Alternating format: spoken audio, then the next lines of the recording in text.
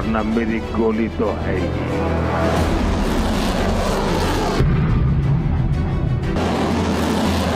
पाकिस्तान को हम लोग सबक सिखा दिया, बांग्लादेश को सबक सिखाने का टाइम आ गया। ध्यान से सुन लीजिए। सनातन को बचाने के लिए जो भी करना पड़ेगा हम लोग वही करेंगे। सभी हिंदू, दुनिया का हिंदू जाग जाओ।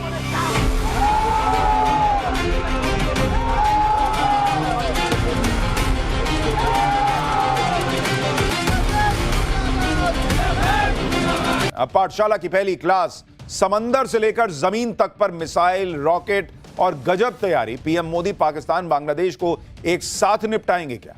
उधर आकाश ब्रह्मोस, इधर आधी रात समंदर में भारत का वो धमाका। शहबाज मुनीर की नींद उड़ गई होगी क्या? पाकिस्तान में धमाके, ट्रंप का बुरा हाल। अब पनौती मुनीर कहां पहुंचा जहां मौत आ गई? रूस के बाद अब अमेरिका ने कट्टरपंथी यूनुस को कैसे हड़का दिया? पर्दे के पीछे पीएम मोदी का कौन सा खेला चालू है? सबसे पहले इसकी बात।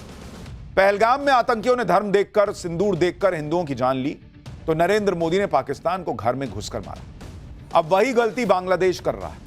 मोहम्मद यूनुस के इशारे पर कट्टरपंथी सिंदूर और कलावा देखकर हिंदुओं को टारगेट कर रहे हैं। हिंदुओं पर आंच आई थी तो नरेंद्र मोदी ने पाकिस्तान को नहीं छोड़ा था। तो बांग्लादेश बच जाएगा इसकी कोई गारंटी नहीं है बॉस।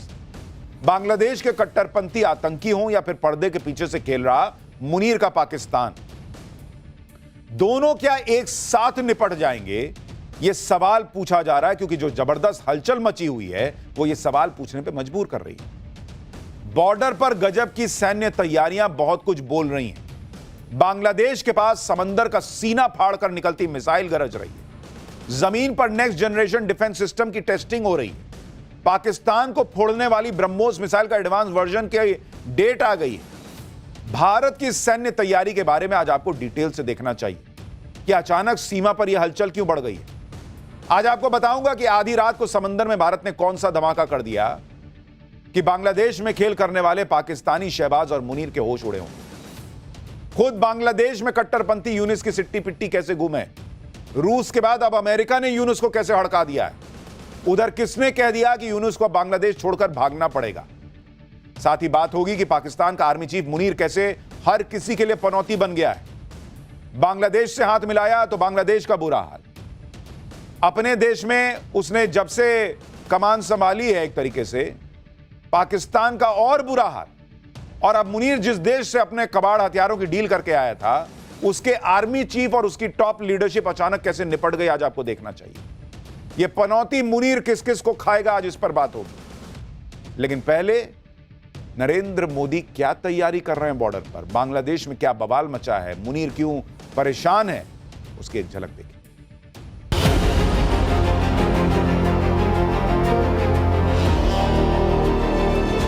सुख चैन की जिंदगी जियो, रोटी खाओ, वरना मेरी गोली तो है ही।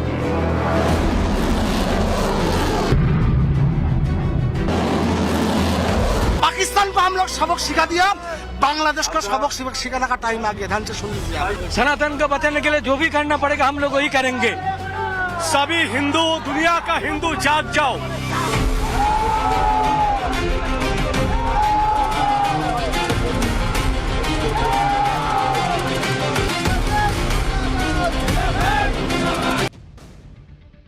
जिस वक्त बांग्लादेश में आग लगी है, जिस वक्त बांग्लादेश में हिंदुओं को टारगेट किया जा रहा है, जिस वक्त बांग्लादेश में पीछे से मुनीर खेल करने में जुटा है, ठीक उसी वक्त सबके होश तब उड़ गए जब भारत की तरफ से जबरदस्त सैन्य तैयारियां शुरू होती थी।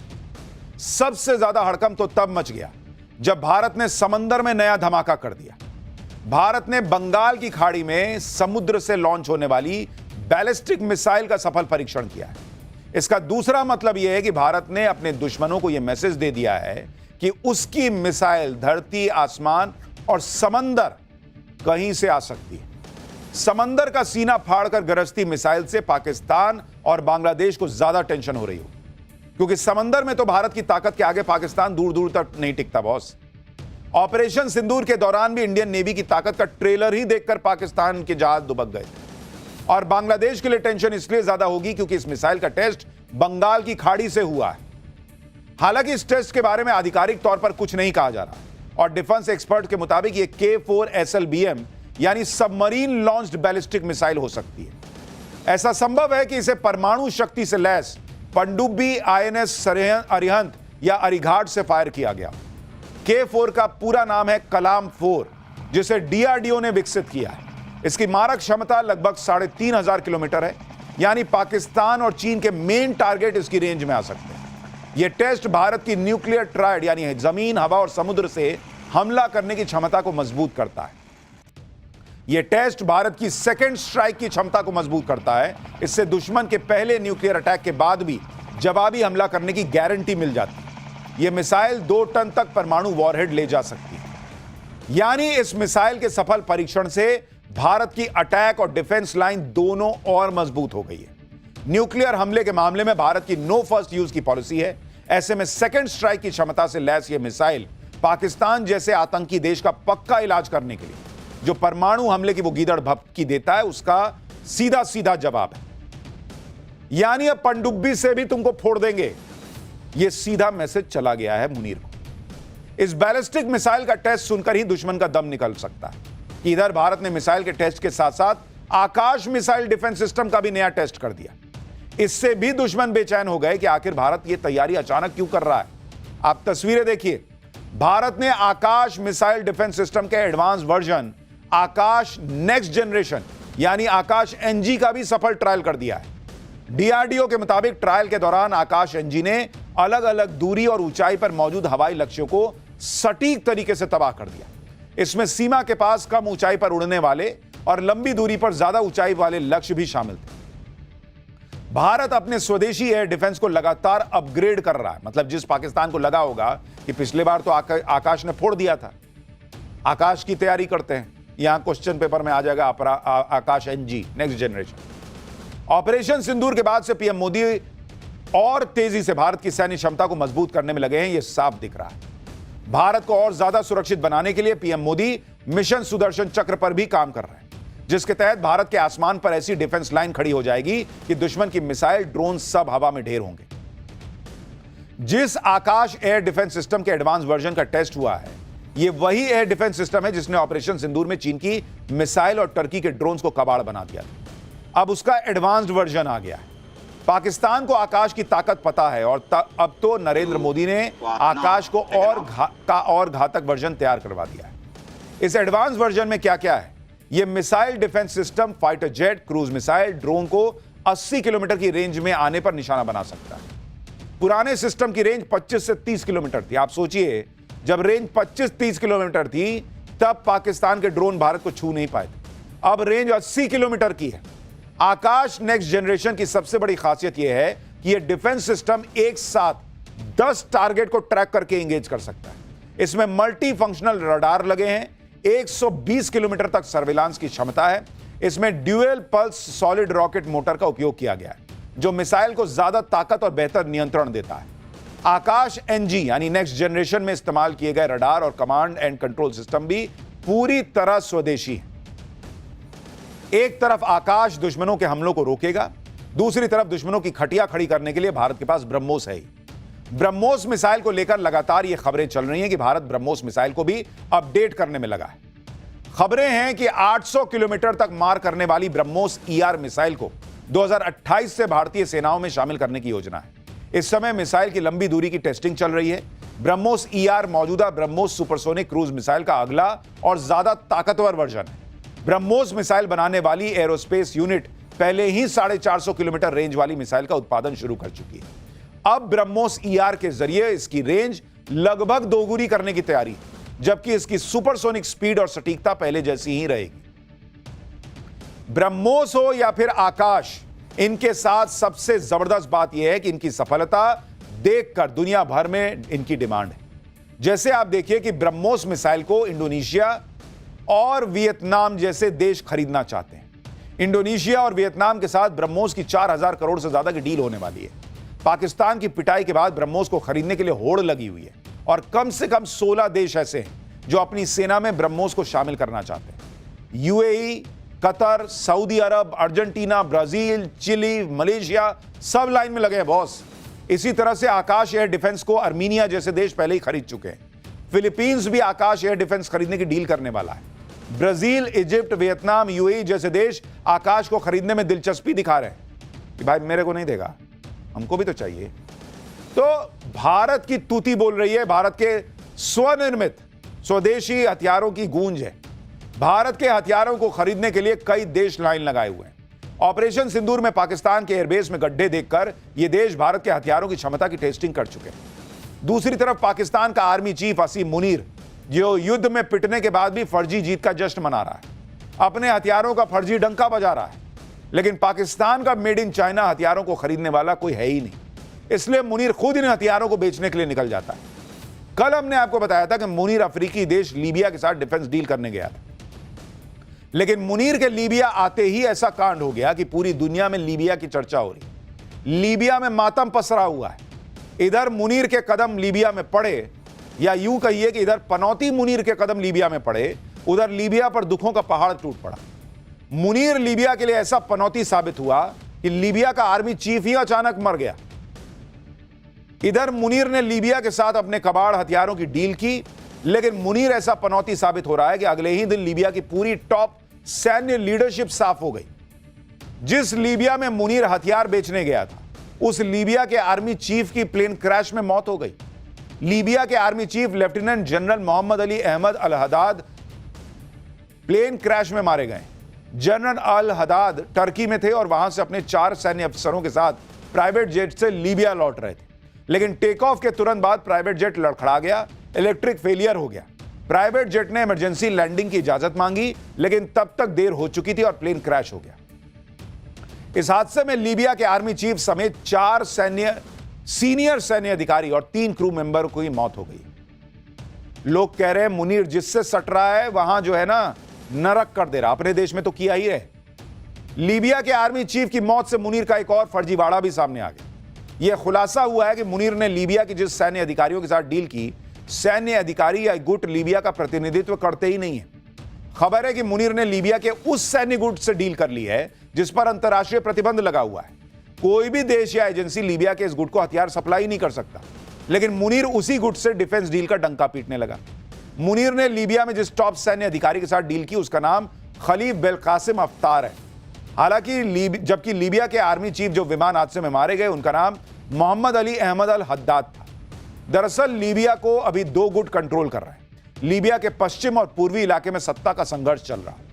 एक पश्चिमी लीबिया की सरकार है, दूसरी पूर्वी लीबिया में जनरल हफ्तार के नेतृत्व वाली सेना है, जिससे मुनीर ने मुलाकात की थी। पश्चिमी लीबिया की सरकार को ही अंतर्राष्ट्रीय स्तर पर मान्यता प्राप्त है। ज्यादातर देश और यूएन इस सरकार को ही वैध मानते हैं, जबकि मुनीर लीबिया के जिससे डील करके आया है उसे यूएन ने आधिकारिक मान्यता नहीं दी है। यानी मुनीर ने लीबिया जाकर भी अपना फर्जीवाड़ा नहीं छोड़ा। और इसका दूसरा मतलब यह भी है कि अंतर्राष्ट्रीय प्रतिबंधों की वजह से लीबिया के जनरल हफ्तार ने मजबूरी में मुनीर के साथ डील की है, क्योंकि ज्यादातर देश उसे हथियार दे ही नहीं रहे, बेच ही नहीं रहे। लेकिन मुनीर के कदम क्या पड़े लीबिया में मातम पसर गया। भाई मुनीर ऐसा पनौती है कि पहले से ही पाकिस्तान के लिए पनौती साबित हो रहा है। जिस दिन से मुनीर को पाकिस्तान में पावर मिली है, तब से पाकिस्तान के साथ क्या क्या नहीं हो गया, आप याद कीजिए। ऑपरेशन सिंदूर में नरेंद्र मोदी के नए भारत से मार खाया, अफगानिस्तान ने इसको युद्ध में धोया, टीटीपी वाले आए दिन यहां बम फोड़ रहे हैं, बलोचों ने धुआं कर रखा है, इमरान के समर्थकों ने नाक में दम कर रखा है, पाकिस्तान के कई टुकड़े होने की बातें होने लगी। दाने दाने को मोहताज हो गया है पाकिस्तान और लोन के सहारे देश चल रहा है। पूरा पाकिस्तान बिकने की कगार पर पहुंच गया है। कल ही पाकिस्तान ने अपनी सरकारी एयरलाइन बेची है। कौड़ियों के दाम पर पाकिस्तान की कंपनियों की सेल लगी हुई है। सिर्फ 4500 करोड़ रुपए में पाकिस्तान की सरकारी एयरलाइन बिक गई बॉस। और यह सब मुनीर के आने के बाद हुआ है। यानी मुनीर को लेकर जो सोशल मीडिया पे लोग कह रहे हैं कि यही पनौती है पाकिस्तान के लिए भी और दुनिया के लिए भी, वो लोग ऐसे ही नहीं लिख रहे। मुनीर जिससे हाथ मिला दे रहा है उसके साथ कांड हो जाता है। आप देखिए, मुनीर को ट्रंप ने बिरयानी खिलाई थी। आज की डेट में ट्रंप अमेरिका में ऐसा फंस गए हैं कि गद्दी हिली हुई है। एप्स्टीन फाइल्स में ट्रंप का नाम आ रहा है। मुनीर ने बांग्लादेश से हाथ मिलाया। बांग्लादेश आज की डेट में जल रहा है। बांग्लादेश जो एक दौर में उभरती अर्थव्यवस्था बन रहा था, आज कट्टरपंथियों और आतंक की फैक्ट्री बन गया है। बांग्लादेश में कट्टरपंथियों ने ऐसा आतंक फैलाया हुआ है कि फिर हिंदुओं को जिंदा जलाने की कोशिश की गई है। चटगांव जिले में 8 हिंदू परिवारों के घरों पर रात में ताला मार दिया गया और फिर पेट्रोल छिड़क कर आग लगा दी गई। यहां रह रहे हिंदुओं का दावा है कि उनकी किसी से कोई दुश्मनी नहीं, कोई झगड़ा तक नहीं था, सबको घर में बंद कर दिया। लेकिन कट्टरपंथियों का यह खूनी खेल ज्यादा दिन चलने वाला नहीं है, क्योंकि यूनुस और मुनीर खुद ही बांग्लादेश में लगाई आग में जलेंगे। जिस उस्मान हादी की हत्या के बाद पूरा बांग्लादेश जल उठा, उस उस्मान हादी की हत्या का ठीकरा भारत पर फोड़कर मुनीर एक तरीके से बांग्लादेश को सुलगा रहा था। उस उस्मान हादी के भाई ने साफ साफ कह दिया है कि हादी की हत्या किसी बाहरी ताकत ने नहीं, यूनुस सरकार के इशारे पर हुई है। हादी के भाई उस्मान ने दावा किया है कि हादी बांग्लादेश में जल्द से जल्द चुनाव चाहता था। यूनुस सरकार में बैठे लोग इसके लिए तैयार नहीं थे। हादी ने उनके फरमान को ना कह दिया, इसलिए उसकी हत्या करवा दी गई। यह सब बांग्लादेश में चुनाव टालने की साजिश है, जो हम आपसे पाठशाला में पहले ही कह रहे थे कि ये मुनीर चाहता है कि ये कट्टरपंथियों के हाथ में सरकार रहे, और इसलिए वो जो है वो ये सब कर रहा है। इधर हादी के समर्थकों ने यूनुस की टेंशन बढ़ा दी है, उधर यूनुस पर अंतर्राष्ट्रीय दबाव बढ़ता जा रहा है। चुनाव को लेकर अमेरिका ने भी मोहम्मद यूनुस को टाइट किया है। दक्षिण और मध्य एशिया के लिए अमेरिकी विशेष दूत सर्जियो गोर ने मोहम्मद यूनुस से बात की है। यूनुस ने अमेरिका को भरोसा दिया है कि चुनाव टाइम पर होंगे। उधर कई अमेरिकी सांसदों ने चिट्ठी लिखकर मोहम्मद यूनुस पर सवाल उठा दिए हैं। अमेरिकी सांसदों ने बांग्लादेश के चुनाव में शेख हसीना की पार्टी आवामी लीग पर लगे बैन पर सवाल उठाए कि भाई इतनी महत्वपूर्ण पार्टी को बैन कर दिए, कौन बात का चुनाव करा रहे हो फिर? यानी यूनुस एक्सपोज होता जा रहा है। जो लोग कह रहे हैं ना कि यहां हिंदुओं ने प्रदर्शन कर दिया, क्या ही हो गया बॉस? वो प्रदर्शन दुनिया भर को संदेश जा रहा है, हेडलाइंस बन रही हैं, खबरें बन रही हैं, और जब दुनिया देख रही है कि कैसे हिंदू हिंदू के लिए खड़ा हो रहा है, आवाज उठ रही है, तो वो आवाज यूनुस के कान तक पहुंचाई जाती है कि क्या कर रहे हो भाई, ये क्या तमाशा कर रखा है। हर तरफ से गिरने के बाद मोहम्मद यूनुस अब बैकफुट पर है। मोहम्मद यूनुस अब भारत से अच्छे संबंधों की बात करने लगा है। यूनुस की अंतरिम सरकार अब दीपू दास के परिवार की देखरेख का जिम्मा उठाने की बात कर रही है। यूनुस प्रशासन की तरफ से कहा गया है कि अब सरकार दीपू दास के परिवार की पूरी जिम्मेदारी उठाएगी, जिसमें आर्थिक मदद भी शामिल है। मंगलवार को बांग्लादेश के शिक्षा सलाहकार सीआर अबरार ने दीपू दास के परिवार से मुलाकात की और इस हत्या पर दुख जताया। लेकिन मोहम्मद यूनुस की सरकार के आंसू फर्जी है, क्योंकि अभी तक दीपू दास की बेरहमी से हत्या के मामले में सिर्फ 12 लोग पकड़े गए, और तुमको अब समझ में आ रहा है कि दीपू दास की हत्या हो गई तो जो है हम तुम्हारा देखरेख करेंगे। इतने दिन में तुमको नहीं समझ में आ रहा था? दीपू दास की हत्या 18 दिसंबर को हुई है। हत्या के 5 दिन बाद यूनुस सरकार ने उसके परिवार की सुध ली। 5 दिन सो रहे थे तुम। इंटरनेशनल प्रेशर बढ़ने लगा, यहां भारत ने पर्दे के पीछे से मामला टाइट किया तो कह रहा कि ना हम दीपू दास की चिंता कर रहे हैं, और बाकी जो हंगामा चल रहा है उसका क्या? इतनी चिंता है तो मोहम्मद यूनुस को खुद परिवार से जाके मिल लेना चाहिए था। नोबेल का शांति पुरस्कार लिए बैठे हो ना, घर से निकलने में दिक्कत होती है, ठंड में घुटने जम गए हैं। मोहम्मद यूनुस को अभी पाकिस्तान अच्छा लग रहा है, वो पाकिस्तान के साथ भाईचारा बढ़ा रहा है। लेकिन मैं तो बांग्लादेश के बाकी लोगों से पूछता हूं कि यही पाकिस्तान से बच के तुम निकले तब बांग्लादेश बना, भारत की मदद से बना। सब भूल गए कट्टरपंथ के आगे कि किसकी वजह से तुम आज जो है वो खुली हवा में सांस ले रहे हो। लेकिन दिक्कत यह है कि भिखारी पाकिस्तान के साथ से बांग्लादेश को कुछ हासिल होगा नहीं। एक भिखारी दूसरे देश की क्या मदद करेगा? देश चलाने के लिए पैसा, अनाज सब चाहिए होता है। पाकिस्तान के पास है क्या? खुद के लोगों को खिला नहीं पा रहा, बांग्लादेश को क्या देगा? इसलिए मुनीर के चक्कर में मोदी से भिड़ने वाला यूनुस अब पेट भरने के लिए भारत की तरफ देख रहा है। खबर है कि बांग्लादेश भारत से चावल खरीदना चाहता है। पहले बांग्लादेश को लग रहा था कि वो पाकिस्तान से चावल खरीद लेगा, भारत के बिना काम चल जाएगा। लेकिन बांग्लादेश कह रहा है कि भारत का चावल सस्ता है, जबकि दोस्ती की आड़ में पाकिस्तान बांग्लादेश को महंगा चावल चिपका रहा है। बांग्लादेश की मीडिया के मुताबिक बांग्लादेश $355 प्रति टन के रेट से भारत से 50,000 टन चावल खरीदना चाहता है, जबकि पाकिस्तान बांग्लादेश को $395 प्रति टन की रेट से चावल देगा। यानी बांग्लादेश को भारत से डील करने में ज्यादा फायदा दिख रहा है, पैसे बच रहे हैं। इसी बीच मोहम्मद यूनुस की सरकार के आर्थिक सलाहकार सलाहुद्दीन अहमद ने कह दिया है कि मोहम्मद यूनुस भारत के साथ रिश्तों को सुधारने के लिए कदम उठा रहे हैं। यह खबर ऐसे वक्त में आई है जब रूस ने 2 दिन पहले ही बांग्लादेश को हड़काया था कि भारत के साथ रिश्ते सुधार लो। अब बांग्लादेश की सरकार यह तर्क दे रही है कि ट्रेड पॉलिसी राजनीति के मुताबिक नहीं चलती।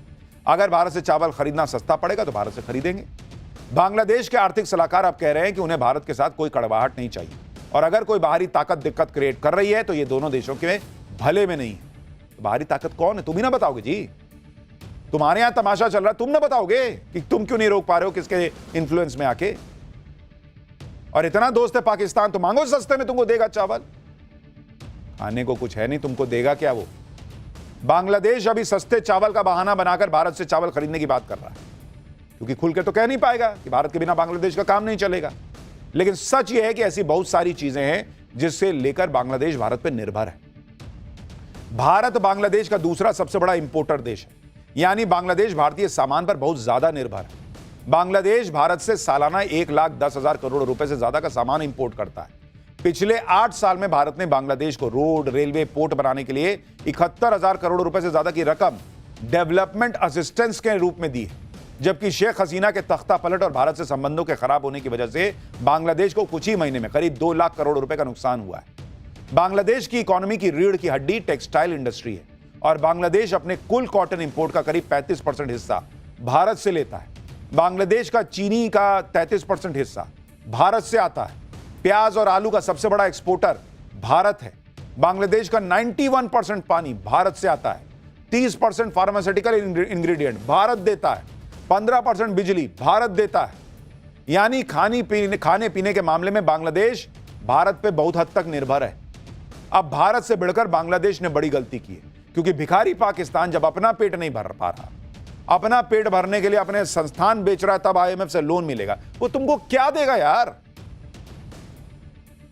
लेकिन कट्टरपंथ ऐसी चीज है बॉस, एकदम से रॉकेट की तरह सनक जो है वो दिमाग तक पहुंचती है और ये मोहम्मद यूनुस ये सब करने लगता है।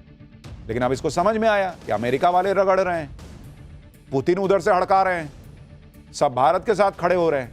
कहीं ऐसा ना हो कि कट्टरपंथियों की कठपुतली बनते बनते मामला ही निपट जाए। दीपू दास की हत्या पर भारत में भड़के हिंदू अब मांग कर रहे हैं कि भारत बांग्लादेश का हुक्का पानी बंद कर दे, चावल ही मत दो इसको, बांग्लादेश लाइन पर आ जाए। बांग्लादेश के खिलाफ यह गुस्सा कम नहीं हो रहा। आज भी पश्चिम बंगाल में भारत बांग्लादेश बॉर्डर के पास भयंकर प्रदर्शन हुआ है। सुनिए वहां जो भीड़ पहुंची थी, हिंदुओं की भीड़ पहुंची थी, वो क्या कह रही है। पाकिस्तान को हम लोग सबक सिखा दिया, बांग्लादेश को सबक सिखाने का टाइम आ गया। ध्यान से सुन लीजिए आप। सनातन को बचाने के लिए जो भी करना पड़ेगा हम लोग वही करेंगे। सभी हिंदू, दुनिया का हिंदू जाग जाओ। हम ये कहेंगे कि यूनुस सरकार जो कर रहा है अभी, ये बहुत ही बुरा कर रहा है। हम लोग अगर चाहते हैं तो हमारा लोग जो बॉर्डर सिक्योरिटी है 10 मिनट के लिए हट जाए तो हम बांग्लादेश को 10 मिनट के अंदर खत्म कर देंगे। ओ हिंदू सनातनी जागो। भारत के अंदर जो ये गुस्सा भड़क रहा है, उससे भी बांग्लादेश को यह समझ आ रहा है कि मामला बहुत बिगड़ गया है और हालात संभालना मुश्किल हो जाएगा। इसलिए मोहम्मद यूनुस की टोन कुछ नरम पड़ने लगी। इधर आज कांग्रेस के कार्यकर्ताओं ने जम्मू में बांग्लादेश के खिलाफ प्रदर्शन किया। दीपू दास की हत्या के खिलाफ कांग्रेस ने प्रोटेस्ट किया। खैर, बॉर्डर पे जो तैयारी है, बांग्लादेश का जो टोन नरम पड़ रहा है, देखिए मामला आगे कहां जाएगा। लेकिन फिलहाल पाठशाला में हम आगे बढ़ रहे हैं अगले चैप्टर की तरफ। मोदी से घबराए उद्धव, राज ठाकरे साथ आए। मुंबई के सबसे बड़े चुनाव में क्या धमाका होने वाला है? मोदी के हाथों वो डबल हार, राज उद्धव ने मिलकर राहुल एंड कांग्रेस को किनारे क्यों लगा दिया? अब इसका चैप्टर। भाई, इंडी गठबंधन का सपना तो पीएम मोदी को हराने का है, जिसके लिए भारत से लेकर विदेश तक पीएम मोदी के ऊपर हमले होते हैं। लेकिन सारी कोशिशों के बाद भी इंडी गठबंधन के हाथ क्या लगती है? सिर्फ हार। महाराष्ट्र में भी इंडी गठबंधन ने जोर पूरा लगाया था, लेकिन बीजेपी गठबंधन से जीत नहीं पाया और अब बीएमसी चुनाव के लिए जोर आजमाइश हो रही है। लेकिन बीएमसी चुनाव में इंडी गठबंधन कहीं दिख ही नहीं रहा है। उद्धव ठाकरे और राज ठाकरे की पार्टी ने बीएमसी चुनाव के लिए गठबंधन कर लिया, कांग्रेस को मार दी कोहनी, कांग्रेस अकेले पड़ गई है। जिस कांग्रेस के साथ उद्धव ठाकरे ने लोकसभा और विधानसभा चुनाव लड़ा, उसको किनारे में खड़ा करके छोड़ दिया। उधर बीजेपी सारा ड्रामा देखकर मजे ले रही है, अपनी तैयारी कर रही है। महाराष्ट्र में इस समय यह हाल है कि उद्धव और राज के सामने